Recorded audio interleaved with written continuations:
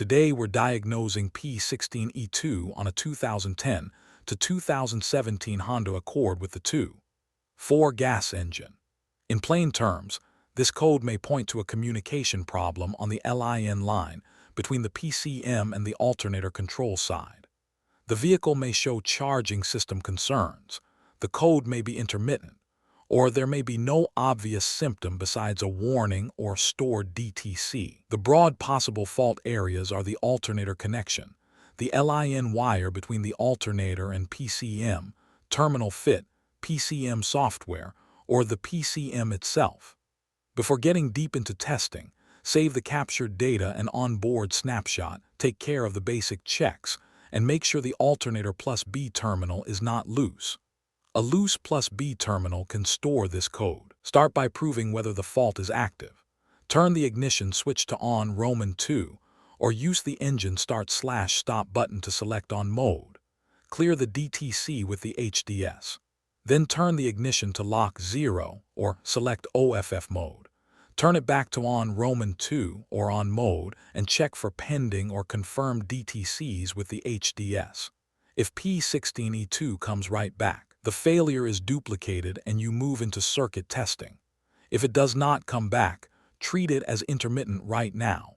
The system is okay at this time, so concentrate on poor connections or loose terminals at the alternator and the PCM. Next, narrow down whether the problem is at the alternator side or elsewhere in the LIN circuit.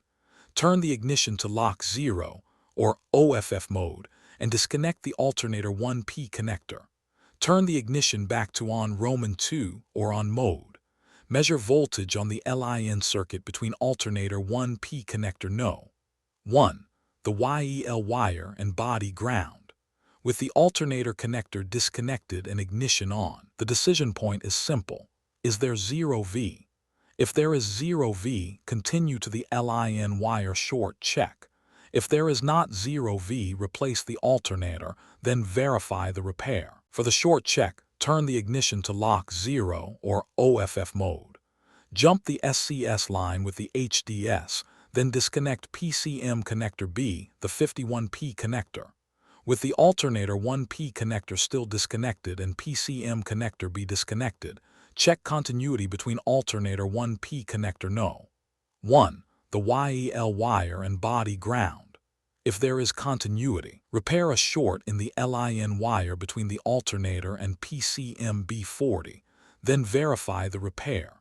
If there is no continuity, the LIN wire is not shorted, so move on to the open wire check. Now check the same LIN circuit for continuity end to end.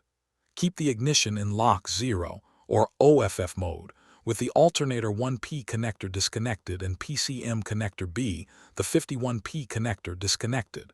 Check continuity between alternator 1P connector No. 1. The YEL wire and PCM connector B No. 40, also the YEL wire. If there is no continuity, repair an open in the LIN wire between the alternator and PCM B40, then verify the repair. If there is continuity, the LIN wire is okay. At that point, update the PCM if it does not have the latest software or substitute a known good PCM, then verify the repair. Keep verification separate from the circuit checks. Reconnect all connectors, exit SCS mode with the HDS, then turn the ignition switch to on Roman 2 or select on mode. Reset the PCM with the HDS, do the PCM idle learn procedure, and check again for pending or confirmed DTCs with the HDS. If P16E2 is still indicated, recheck for poor connections or loose terminals at the alternator and PCM. If the PCM was updated, substitute a known good PCM and recheck. If the PCM was already substituted, go back to the initial problem verification and avoid guessing. If P16E2 is not indicated, troubleshooting is complete. If a substituted PCM fixed the issue, replace the original PCM.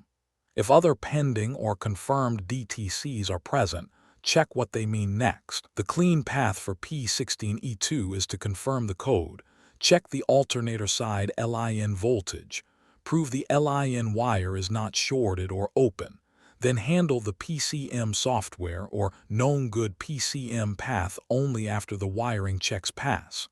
For more diagnostic training, visit stepdiagnostics.com.